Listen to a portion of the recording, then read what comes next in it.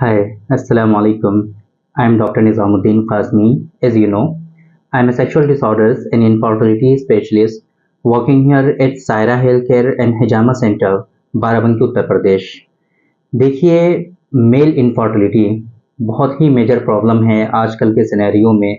आजकल ये काफ़ी ज़्यादा लोगों में पाई जा रही है और इसके बारे में हमने कई मरतबा डिस्कस भी किया है।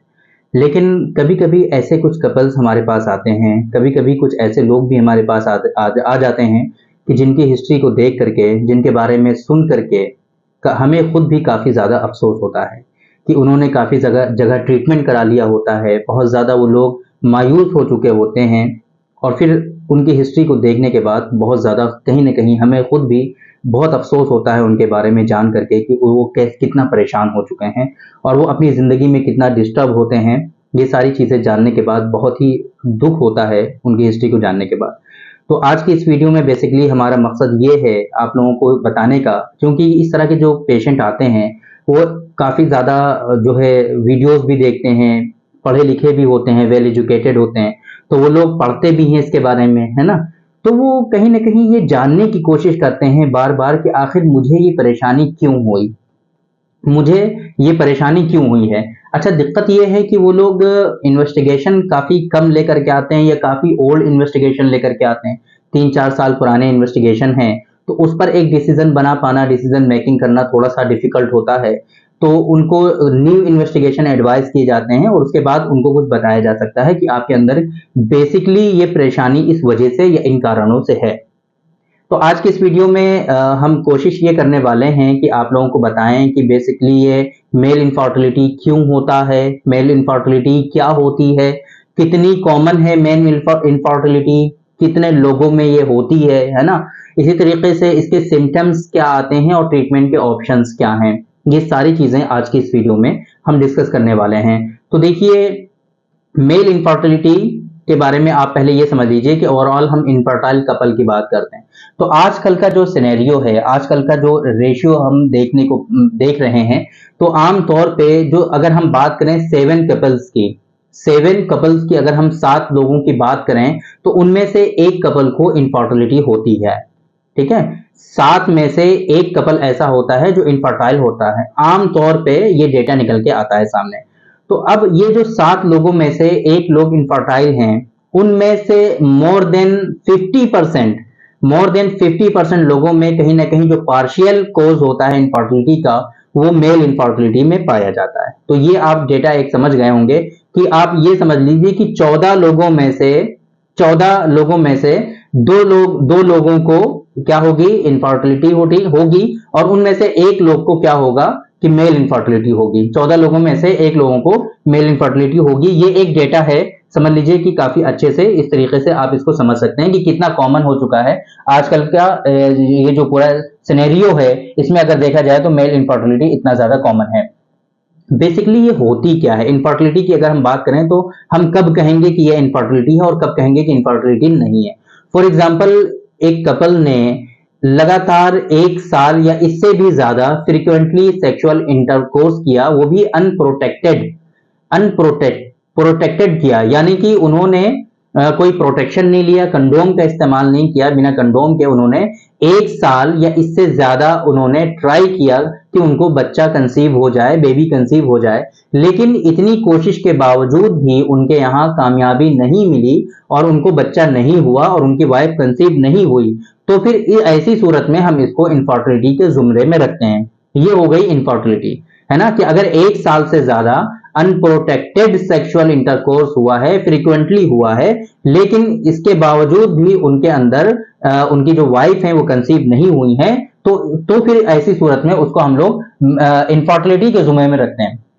ये समझ में आ गया होगा आपको कि इनफर्टिलिटी क्या होती है। तो अब हमने बताया कि अगर ऐसी इनफर्टिलिटी पाई गई है, तो इनमें से मोर देन 50% जो केसेस होते हैं वो मेल इनफर्टिलिटी के होते हैं। मेल इनफर्टिलिटी के कॉजेस की अगर हम बात करें, ये बहुत ही इंपॉर्टेंट है ये समझना आपको कि किन किन कारणों से किसी शख्स में मेल इनफर्टिलिटी हो जाया करती है। तो देखिए, कॉजेस की अगर हम बात करें तो सबसे इंपॉर्टेंट चीज जो आजकल देखने को मिलती है वो है लो स्पर्म प्रोडक्शन। है ना, स्पर्म का जो प्रोडक्शन होता है वो काफी कम हो जाता है। तो इस वजह से क्या होता है कि उनके अंदर मेल इनफर्टिलिटी हो जाता है। क्योंकि बेसिकली आज हम यहाँ कवर कर रहे हैं मेल इनफर्टिलिटी को, तो इसी वजह से हम बात करेंगे ऐसे कॉजेज के बारे में कि जिसकी वजह से किसी शख्स में मेल इनफर्टिलिटी होती है। ठीक है, एक तो ये कि स्पर्म जो है वो उनका प्रोडक्शन लो हो रहा है, कम हो रहा है, स्पर्म जो है कम प्रोड्यूस हो रहे हैं, एक बात तो ये। दूसरी बात, अगर स्पर्म प्रोड्यूस भी प्रॉपर वे में हो रहे हैं, स्पर्म बन भी रहे हैं सही से, स्पर्म का काउंट जितना आना चाहिए वो आ भी रहा है, लेकिन दिक्कत ये आ रही है कि स्पर्म जो है वो प्रॉपर वे में फंक्शन नहीं कर रहे हैं, है ना, स्पर्म जो है प्रॉपर वे में फंक्शन नहीं कर रहे हैं। तो ये दूसरा कॉज हो गया। एक तो ये कि स्पर्म प्रॉपर वे में बन नहीं रहे हैं, दूसरा ये कि स्पर्म प्रॉपर वे में फंक्शन नहीं कर रहे हैं। एक तीसरा कॉज जो स्पर्म से ही रिलेटेड है वो ये कि कहीं ऐसे ब्लॉकेजेस हैं आपके अंदर जो कि स्पर्म की डिलीवरीज को प्रिवेंट कर रहे हैं, उनको रोक रहे हैं कि आगे स्पर्म जाने ही ना पाए। ऐसे ब्लॉकेजेस हैं कुछ आपके अंदर। तो तीन चीजें हो गई हैं कि जो स्पर्म से रिलेटेड है। एक तो ये कि स्पर्म का प्रोडक्शन प्रॉपर वे में नहीं हो रहा है, दूसरा ये कि स्पर्म का प्रोडक्शन अगर प्रॉपर वे में हो भी रहा है तो स्पर्म जो है प्रॉपर वे में फंक्शन नहीं कर पा रहे हैं, तीसरा ये कि अगर फंक्शन भी सही से कर पा रहे हैं तो वहां पर कुछ ब्लॉकेजेस हैं, आपके वास डिफरेंस में हो सकते हैं। जो भी ये पूरा ट्रैक्ट है उस ट्रैक्ट में कहीं ना कहीं ब्लॉकेजेस हो गए, जिसकी वजह से स्पर्म जो है आगे डिलीवरीज के लिए जो है क्या हो रहे हैं, प्रिवेंट हो रहे हैं, वो जो ब्लॉकेजेस जो है उनको प्रिवेंट कर रहे हैं। तो ये तीन चीजें स्पर्म से रिलेटेड हो गई हैं। बाकी कुछ डिजीजेस ऐसी होती हैं, कुछ इलनेस हैं, कुछ बीमारियां आपके अंदर ऐसी हो गई कि जिसकी वजह से स्पर्म का प्रोडक्शन आपका डिक्रीज हो गया, या फिर और भी डिजीजेस की वजह से, इलनेस की वजह से, कुछ बीमारियों की वजह से आपके अंदर मेल इनफर्टिलिटी के कुछ और दूसरे कॉजेज भी पाए जा सकते हैं। एक बात तो ये है। दूसरी बात, आपके अंदर कुछ इंजरीज ऐसी हुई हैं, कुछ समझ लीजिए कुछ आपके टेस्टिकुलर इंजरीज हो गई हैं, पेनाइल इंजरीज हो गई हैं, या फिर और भी कुछ ऐसी इंजरीज होती हैं, या फिर सर्जरीज कुछ जो है प्रीवियसली हुई हैं, है ना, तो उसकी वजह से भी कहीं ना कहीं आपके अंदर मेल इनफर्टिलिटी के होने के चांसेस होते हैं। कुछ हेल्थ की प्रॉब्लम होती हैं, क्रोनिक हेल्थ प्रॉब्लम्स, तो उसकी वजह से भी आपके अंदर मेल इनफर्टिलिटी हो सकती है। बहुत ज्यादा सीवियर अगर आपकी फेब्राइल कंडीशन रही है, हिस्ट्री रही है फेब्राइल कंडीशन की, मींस आपको जो है बुखार बहुत तेजी के साथ आया है ना, बहुत हाई ग्रेड के बुखार में आप पिछले कई महीनों से आप जो है उसमें मुब्तला रहे हैं, तो ऐसी सूरत में भी आप लोगों को मेल इनफर्टिलिटी हो सकती है। लाइफ स्टाइल बहुत इंपॉर्टेंट है। हम अक्सर वीडियोस में आप लोगों को बताया करते हैं कि लाइफ स्टाइल का अच्छा होना बहुत इंपॉर्टेंट है। अगर आपका लाइफ स्टाइल जो है अच्छा नहीं है, अगर लाइफ स्टाइल आपका जो है बुरा है, अच्छा खाते नहीं हैं आप, उल्टी सीधी चीजें खाते हैं, टाइम पे सोते नहीं हैं आप, है ना, सही से सोते ही नहीं है, पता चला कि नींद ही पूरी नहीं हो रही है, रात भर आप जगते हैं, दिन में सोते हैं, है ना, जंक फूड का कंजम्पशन आपका बहुत ज्यादा है, स्मोकिंग आप बहुत करते हैं, अल्कोहलिक हैं आप, है ना, अल्कोहल बहुत ज्यादा कंज्यूम करते हैं। तो ये सारे जो बैड हैबिट्स हैं आपकी, ये पूरा मिला करके आपका एक बैड लाइफ स्टाइल जनरेट कर देती हैं, और इसकी वजह से फिर क्या होता है कि आपके शरीर में हार्मोनल इंबैलेंस आने स्टार्ट हो जाते हैं। बहुत मर्तबा हमने आप लोगों को ये पूरी साइकिल बताई हुई है कि बैड लाइफ स्टाइल जो है आपकी बॉडी को, आपकी हेल्थ को कैसे इंपैक्ट करता है, आपकी बॉडी में कैसे बैड इंपैक्ट आते हैं। तो लाइफ स्टाइल का अच्छा होना बहुत जरूरी है आपके लिए। तो इसके अलावा और भी बहुत सारे कॉजेज होते हैं जो आपके हेल्थ से रिलेटेड होते हैं, फैक्टर्स होते हैं जो आपके अंदर जो है मेल इनफर्टिलिटी कोज कर सकते हैं। तो ये बात हो गई कॉजेज की कि क्या क्या कॉजेज होते हैं कि जिस वजह से किसी शख्स में मेल इनफर्टिलिटी होती है।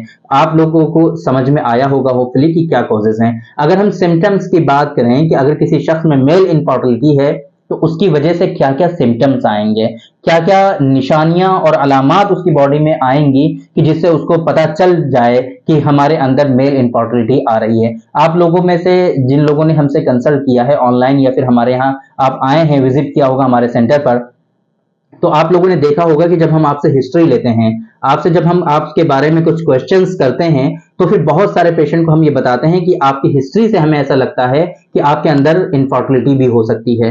तो आप उसको कंफर्म करने के लिए हम आपको फॉरेन सेमेन एनालिसिस एडवाइस करते हैं। बहुत सारे पेशेंट ऐसे होंगे जो इस बात की गवाही देंगे कि उनको हमने ऐसा एडवाइस किया हुआ है, और बहुत मर्तबा बहुत मर्तबा ऐसा हुआ है कि जब हम एडवाइस करते हैं सीमेन एनालिसिस तो ऐसे पेशेंट में उनका जो है एबनॉर्मलिटीज आती हैं। तो इस वजह से ये सिम्टम्स बहुत इंपॉर्टेंट होते हैं। ये अलामात जो होती हैं, जो आपके समझ लीजिए कि जो निशानियां पाई जाती हैं, साइन और सिम्टम्स जो होते हैं, ये बहुत इंपॉर्टेंट होते हैं। तो इनको आपको समझना बहुत जरूरी है। तो जो सबसे ज्यादा इंपॉर्टेंट साइन है वो आपके सेक्सुअल डिसफंक्शन। सेक्सुअल डिसफंक्शन में आपको क्या हो सकता है कि डिफिकल्टी होगी आपके इजैकुलेशन में, सही से इजैकुलेट ही नहीं होगा। पता चल रहा है कि आप सेक्सुअल इंटरकोर्स कर रहे हैं, आपको फील हो रहा है कि इजैकुलेशन हो रहा है, बट क्या हो रहा है, सीमेन आपका बाहर ही नहीं आ रहा है ना, सीमेन आपका निकलता ही नहीं है। तो ऐसी सूरत में, इस सूरत को हम लोग क्या कहते हैं, रेट्रोग्रेड इजैकुलेशन। आपको रेट्रोग्रेड इजैकुलेशन हो सकता है। रेट्रोग्रेड इजैकुलेशन के बारे में हमने बहुत ही डिटेल में कई सारे वीडियोस में ऑलरेडी डिस्कस किया हुआ है। हमारे चैनल पर अल्हम्दुलिल्लाह मोर देन 700 वीडियोस अवेलेबल हैं। तो आप सर्च कर सकते हैं हमारे नाम के साथ, जो भी टॉपिक आपको चाहिए वहां पे इजीली आपको वो टॉपिक इंशाल्लाह मिल जाएगा। तो रेट्रोग्रेड इजैकुलेशन क्या होता है, वो किस तरीके से आपके अंदर मेल इनफर्टिलिटी कोज करता है, किस तरीके से आपके अंदर परेशानियां आती हैं, वो सारी चीजें हमने डिस्कस की हुई हैं, कैसे आप इसको ट्रीट कर सकते हैं। रेट्रोग्रेड इजैकुलेशन के साइन और सिम्टम्स क्या होते हैं, उसके पॉसिबल कॉजेस क्या होते हैं, ये सारी चीजें हमने बहुत ही डिटेल में ऑलरेडी डिस्कस की हुई हैं। तो यहां पर हम डिस्कस नहीं करेंगे, आप लोग उस वीडियो को देख सकते हैं। तो क्या होगा सेक्सुअल डिसफंक्शन में, सबसे पहली बात की इजैकुलेशन ही नहीं होगा, सीमेन आपका डिस्चार्ज ही नहीं होगा, है ना। या फिर दूसरी कंडीशन सेक्सुअल डिसफंक्शन में ही क्या आएगी कि जो डिस्चार्ज होगा आपका वो बहुत ही कम मिकदार में होगा, बहुत ही उसकी जो क्वांटिटी होगी कम होगी, वॉल्यूम उसका बहुत कम होगा, 1 ml से भी कम आ जाएगा उसका वॉल्यूम, कुछ बूंद कुछ ड्रॉप निकलती हैं लोगों की, वो कंप्लेन करते हैं इस तरह से आकर के। तो फिर ऐसी सूरत में क्या होगा कि ये कंडीशन जो कहलाती है, ये कहलाती है हाइपोस्पर्मिया। ऐसे लोगों में हाइपोस्पर्मिया हो जाता है। तो हाइपोस्पर्मिया होना भी एक बहुत बड़ी अलामत है मेल इनफर्टिलिटी की। तीसरा ये कि कुछ पेशेंट ऐसे होंगे, आपके अंदर ऐसा होगा कि लॉस ऑफ लिबिडो की शिकायत हो जाएगी, आपकी जो सेक्सुअल इंटरकोर्स की ख्वाहिश है वो बहुत ज्यादा डिक्रीज हो जाएगी, वो कम हो जाएगी। तो फिर तो भी आपके अंदर मेल इनफर्टिलिटी होने के चांसेस होंगे। तीसरा ये कि जब आप सेक्सुअल इंटरकोर्स करना चाहेंगे तब आपको इरेक्शन ही नहीं आएगा, या फिर इरेक्शन आएगा, थोड़ी देर के लिए आया लेकिन वो रुक नहीं रहा, मेंटेन नहीं कर पा रहे हैं आप, इरेक्शन को आप मेंटेन नहीं कर पा रहे हैं। तो ये भी आपके अंदर साइन आ सकते हैं, है ना। तो ये जो हमने बताए हैं आपको, ये सेक्सुअल डिसफंक्शन से रिलेटेड आपको साइन बताए हैं कि ये जो है निशानियां और अलामात आपके अंदर पाई जा सकती हैं। अब इसके अलावा दूसरे और भी क्या क्या परेशानियां आपके अंदर पाई जा सकती हैं, आपके अंदर टेस्टिकुलर पेन हो सकता है ना, स्क्रूटल एक हो सकता है, ग्रोइन रीजन जो है पूरा नीचे का जो है वहां पर आपको दर्द महसूस हो सकता है, वहां पे आपको जो है इनकम्फर्ट होगा आपको, है ना, कंफर्टेबल फील नहीं करेंगे आप, वहां पे दर्द हो सकता है आपको, वहां पे स्वेलिंग हो सकती है आपको, या फिर कोई जो ग्रोइन रीजन है वहां पे आपको लंप महसूस हो सकता है, वहां पे कोई स्वेलिंग होगी, कुछ उभरा हुआ सा महसूस होगा, कोई लंप आ जाएगा, है ना। ये निशानियां आपके अंदर पाई जा सकती हैं। ऐसे लोगों में जिनमें मेल इनफर्टिलिटी होती है तो रेस्पिरेटरी इन्फेक्शन जो होते हैं वो बार बार होते रहते हैं। तो इस तरह की परेशानी ऐसे लोगों में पाई जा सकती है कि उनको सांस का ये जो रेस्पिरेटरी ट्रैक्ट का इन्फेक्शन है ना, ये बार बार होगा, बार बार उनको जो है सांस फूलेगी, है ना, बार बार उन लोगों में क्या होगा कि खांसी, जुकाम, नजला, ये सारी चीजें बहुत ज्यादा हो जाएंगी, आवाज उनकी बैठेगी, गला बैठेगा, इस तरह की परेशानियां उनके अंदर डेवलप होंगी। तो ये रेस्पिरेटरी इन्फेक्शंस की वजह से इन्फेक्शन जो होगा वो मेल इनफर्टिलिटी की वजह से कुछ लोगों में होते हैं।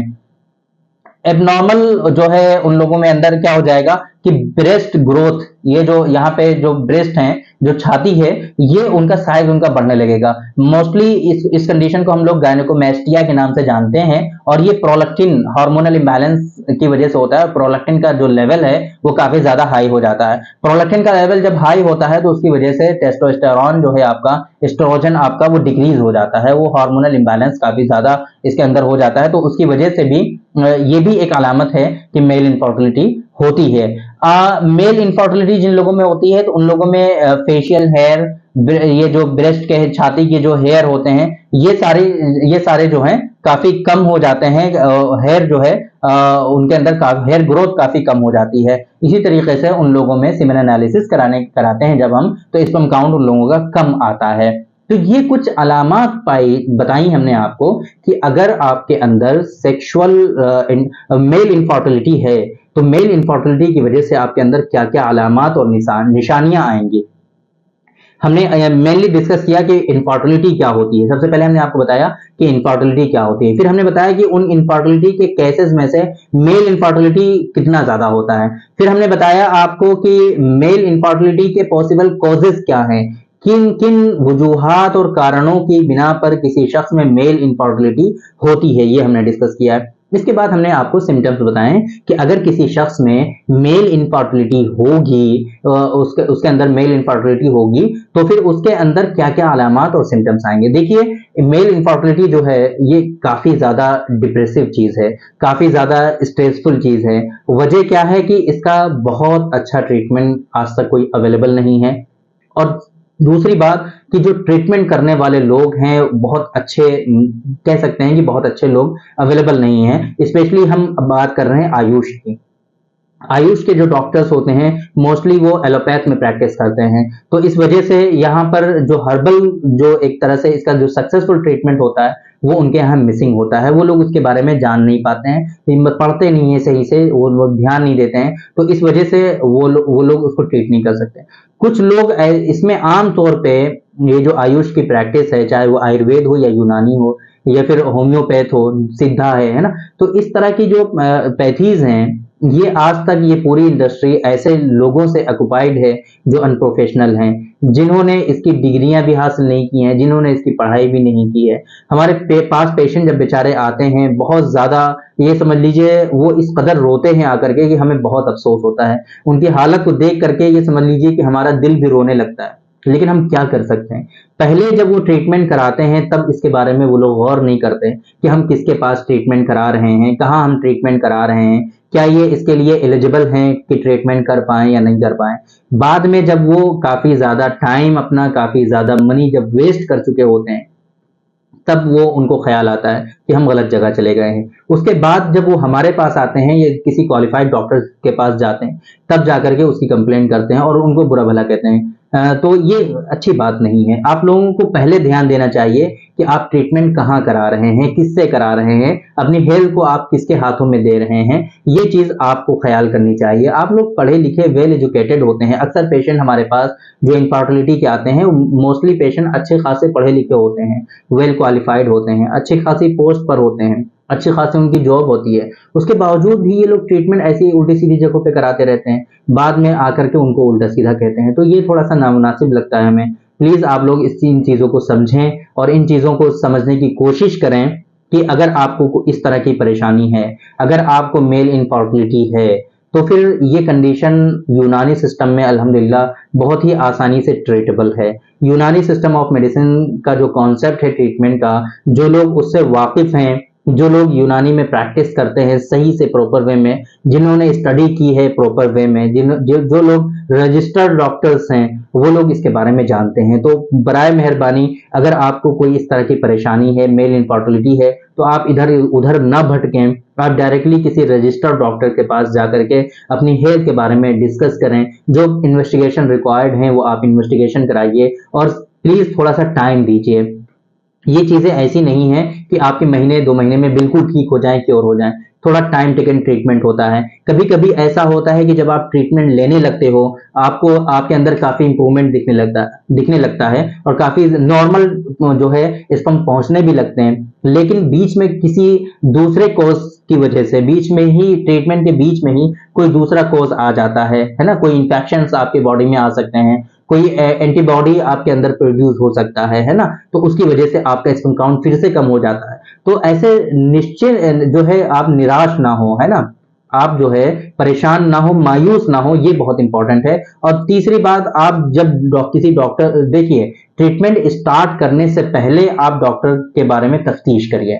ट्रीटमेंट जब तक आपने स्टार्ट नहीं किया है उसके बारे में सब कुछ आप मुतमईन हो जाइए कि इनकी डिग्री क्या है, इनकी क्वालिफिकेशन क्या है, इन्होंने स्टडी कहाँ से की है, कितने साल का इनका एक्सपीरियंस है, और आपको जहां तक हो सके ये सारी चीजें अच्छे से क्लियर कर लीजिए और मुतमईन हो जाइए। मुतमईन होने के बाद तब आप ट्रीटमेंट स्टार्ट करिए, ये बेसिक रूल है।